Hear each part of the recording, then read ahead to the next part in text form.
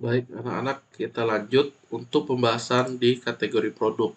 Nah, kalau dari contoh, kategori produk ini dia akan baca tabel kategori, dia tinggal nampilin nama-nama kategori, ada tapinya. Kita lihat ya, kita masuk mode inspect, di contoh nih, saat saya nunjuk dipilih kategori produk, ya berarti kan select, di sini value-nya kalau kalian lihat angka, bukan air mineral, bukan kebutuhan dapur. Artinya apa? Ini adalah kode. Saya coba kapitalin, digedein. Ya, saat saya tunjuk tadi, di sini sembako itu value-nya satu. Satu ini apa? Ini adalah kode kategori sembako. Jadi bukan sembakonya di value, melainkan kode kategorinya. Itulah yang dasar akan kita simpan di tabel produk. Oke, nah kita lanjut dulu. Terus caranya bagaimana baca tabel supaya nampilin di sini? Nah, berarti di file produk kita, tepatnya yang ini ya, kita harus punya yang namanya perulangan milik PHP. Apa isi perulangannya? Ya query. Query untuk apa? Kalau kalian ingat tahap awal tadi, kita sudah punya query untuk baca tabel kategori. Ya, kita sebenarnya tinggal copy ini aja. Copy ya, hanya untuk contoh supaya gampang. Paste. Nah, saya bersihkan bagian yang tidak dibutuhkan. Oke. Nah, sampai ini. Jadi ini kita bisa nama jadi sebagai query kategori. Query kategori ini diubah juga di sini. Di sini data kategori. Jadi ada while perulangan, ada and while. Jangan dilupa. Nah, code-nya persis sama kayak di halaman kategori bagian tabel. Ordernya nama kategori misalnya seperti itu. Nah, sampai ini berhenti dulu. Kalau sudah, kita tuh cuma perlu option value seperti ini, strukturnya. Lihat baik-baik. Tadi saya udah tunjukin sekilas di sini ya. Strukturnya adalah option value, tapi bukan dalam tanda petik. Ya, dalam tanda petiknya tadi tuh nggak ada isinya. Kalau di contoh saya kita copy. Kali ini dia ada isi angka. Nah, caranya gimana biar bisa seperti ini? Kita balik ya. Nah, supaya ada isinya, ini kita copy, ini kita tutup PHP-nya, buka lagi PHP-nya, di paste.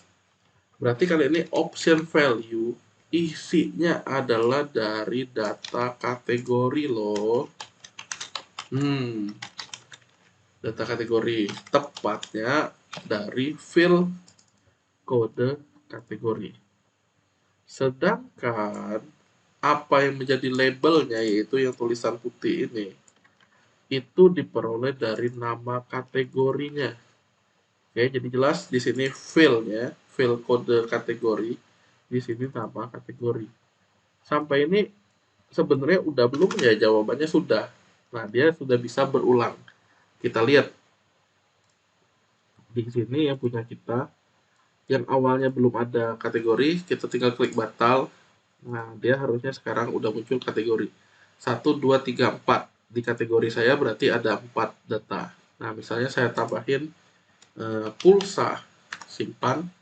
Nanti pulsa di halaman produk ikut muncul. Ini ya. Nah, aman.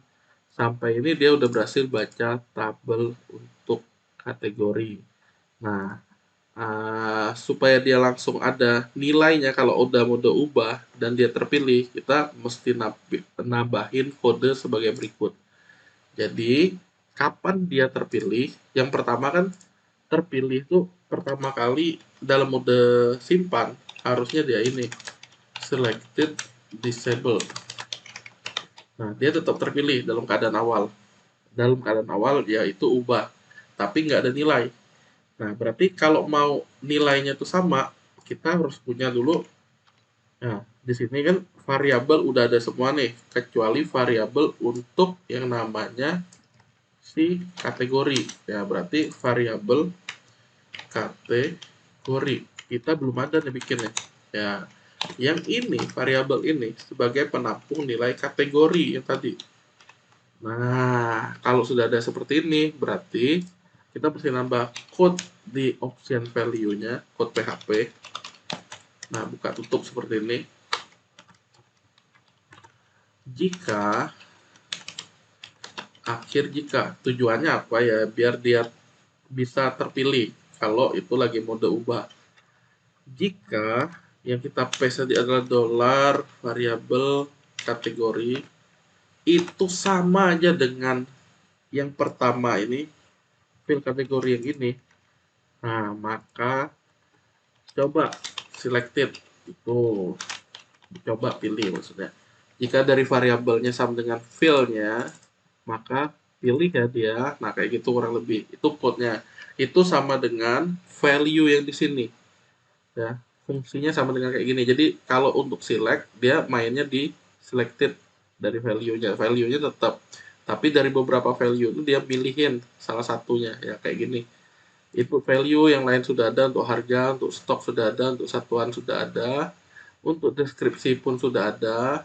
Nah, kategori sudah, nama produk sudah, kode produk pun sudah, tapi kode produk kita bahas di video selanjutnya. Ya, jadi kita akan bikin tabel sekaligus untuk kode produknya bisa otomatis.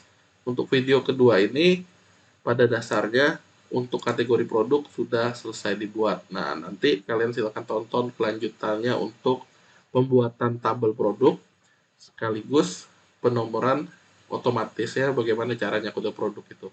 Oke, sekian ya. Terima kasih.